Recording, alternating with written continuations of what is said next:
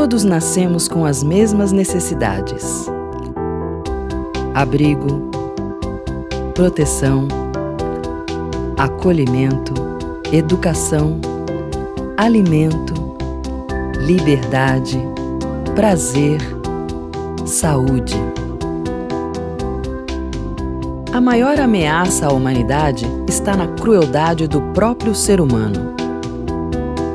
Do mesmo fio que tece a vida, surgem os nós onde se escondem o genocídio, o preconceito, a escravidão, a tortura e o autoritarismo.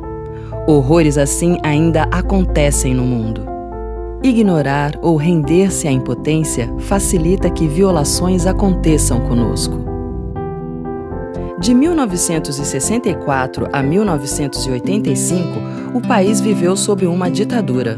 Pessoas foram presas e torturadas. A sociedade foi calada.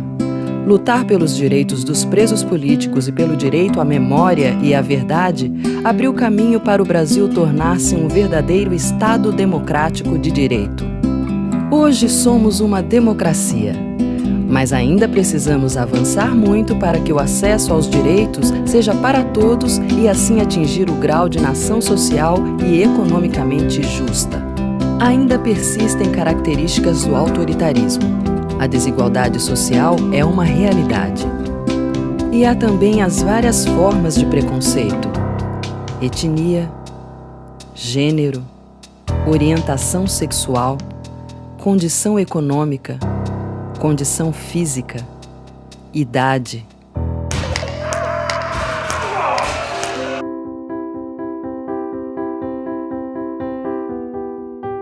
Reconhecer os direitos das comunidades quilombolas e povos indígenas sobre suas terras significa respeitar suas histórias e seus modos de vida. O brasileiro precisa valorizar de verdade suas origens indígenas e africanas, e a melhor maneira de fazer isso é protegendo as terras e as manifestações culturais de índios e quilombolas. O encontro dos índios e negros com os demais segmentos da sociedade brasileira não foi pacífico. Desde o início da nossa história, povos indígenas e comunidades quilombolas lutam para preservar seus territórios. Muitas conquistas já foram obtidas, mas infelizmente, a expansão do agronegócio e grandes obras de infraestrutura trazem novas ameaças.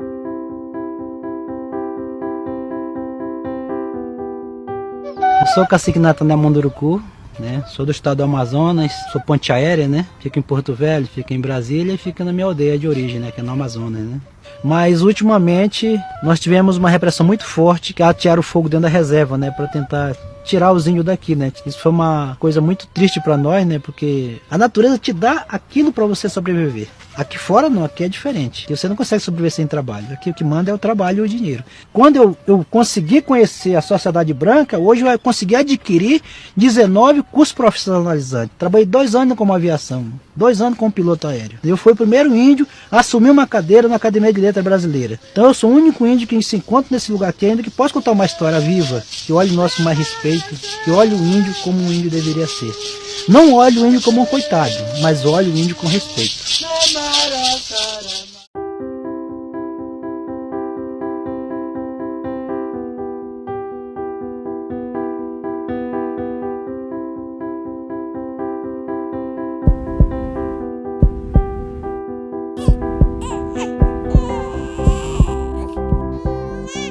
Os povos indígenas, apesar de terem pertencido a vários grupos diferentes com algumas diferenças de comportamento e cultura, tinham elementos comuns que consolidavam uma cultura indígena. Eles tinham religião, hábitos, costumes e comportamentos semelhantes. A divisão do trabalho também era parecida entre todos os povos, e o modo de vida deles era baseado na caça, na pesca, na coleta, contemplando a agricultura de algumas plantas, como a mandioca. Os índios utilizam adornos corporais e pinturas com materiais extraídos da natureza, como a tintura de urucum, os colares de peças naturais e os bodoques e adornos feitos com base na arte plumária. Se considerarmos apenas as culturas desenvolvidas por povos indígenas brasileiros, já temos uma grande gama cultural. É característica comum das várias etnias indígenas brasileiras a valorização e o contato com a natureza, sendo que o modo de vida indígena, antes da ocupação violenta do homem branco no território brasileiro, permitia a caça, a coleta, a agricultura familiar como modos de subsistência dos povos indígenas. Outra característica comum das diversas tribos indígenas era a fabricação de utensílios religiosos e de decoração com base em argila, madeira, bambu e penas de aves, além da confecção de pinturas corporais utilizadas em processos de caça e de guerra ou em festivais religiosos. Hoje em dia, apesar de manterem muitos hábitos alimentares, os indígenas que permaneceram tiveram que se adaptar aos hábitos alimentares da sociedade brasileira contemporânea. A caça, a pesca e a coleta, que eram possíveis quando as florestas eram preservadas, já não são mais suficientes para alimentar a pequena população indígena devido ao desmatamento. Os indígenas têm outra percepção da natureza, de modo que as coisas que ocorrem são manifestações do sagrado. A terra, por exemplo, não é vista como mercadoria, mas sim como espaço sagrado, no qual foram enterrados os antepassados, um ambiente a ser preservado e respeitado. Para eles, os locais onde os antigos foram enterrados são uma parte deles próprios. A dança e a música tiveram e ainda têm um papel religioso dentro da cultura indígena. Geralmente, a dança é realizada em rituais e festividades religiosos, entoados em agradecimento ou como forma de pedidos a divindades. Historiadores apontam que, em 1500, existiam cerca de 4 milhões de indígenas habitando as terras brasileiras. Hoje, a FUNAI estima que 1 milhão de indígenas vivem no país, espalhados em 250 etnias, que, em suas aldeias, ocupam cerca de 13% do território. Essa pequena parcela ocupada somente se mantém devido à demarcação de terras indígenas. Por que precisamos proteger as terras indígenas? Os povos indígenas mantêm uma relação harmoniosa com o ambiente em que vivem, sendo aliados muito estratégicos para vencer a mais grave crise que ameaça a humanidade, a crise climática. Os povos indígenas são povos originários, ou seja, estavam aqui antes mesmo da formação do Estado brasileiro. Desde a época da colonização, eles foram e continuam sendo expulsos de seus territórios tradicionais, que são fundamentais para a reprodução física e cultural. O Brasil, portanto, tem uma dívida histórica com essas populações.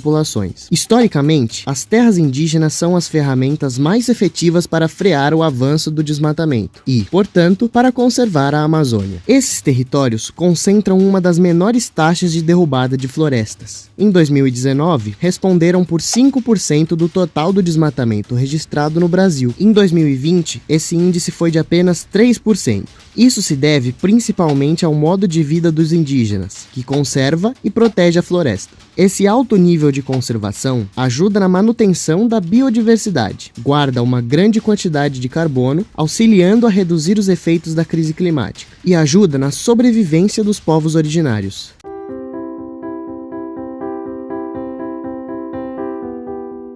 A viola está chorando, parece que tá falando. Eu quero casar com você. Menina, tô de canela, apareça na janela. Eu tô louco pra te ver. A viola está chorando, parece que tá falando. Eu quero casar com você. A gente não sabia que a nossa comunidade era diferente de outras, que era diferente da cidade. Eu fui vir na cidade a primeira vez, eu tinha 15 anos. Essa coisa burocrática de se aceitar quilombola e receber certificado da Fundação Palmares, eu fui ter contato com isso em 2005. Eu falo com uma satisfação muito grande ter me descobrido como quilombola, que até um certo tempo a gente não sabia que a nossa comunidade era remanescente de quilombo. Eu não tinha conhecimento, nem sabia o que era quilombo. Aí eu falava, nós não temos quilombo nenhum registrado. E na verdade que a gente estava passando em cima da terra dos quilombos. Os quilombolas eu descobri Descobriu, fomos agora através da reunião, foi que nós foi descobrir que nós é os quilombolas.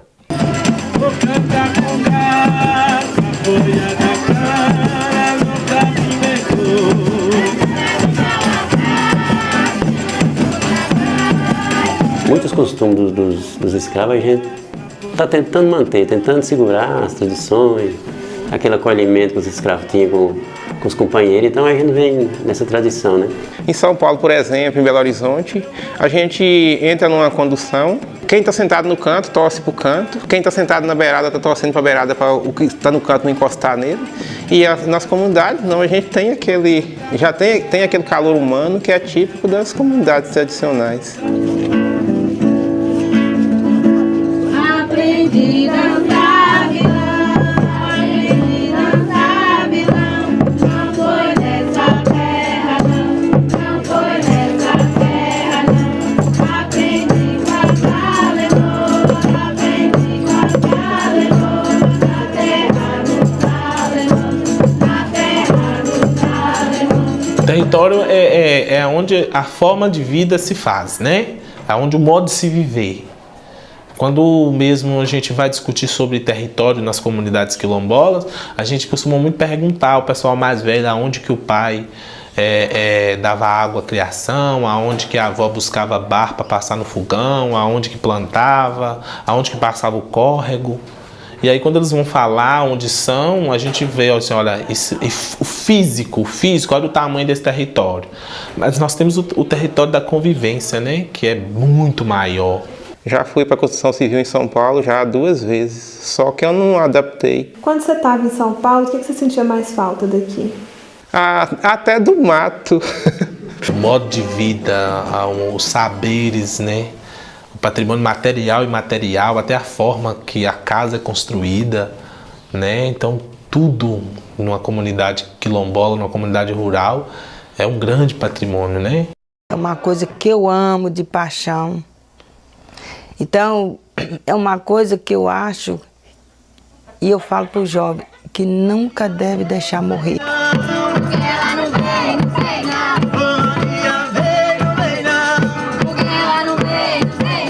Menina suspende a saia, não arrasta a saia não. Seu marido tá em São Paulo, não vai te dar saia não. Eu vou dar minha despedida que agora não quero mais, que é pro povo não dizer que isso já não presta mais.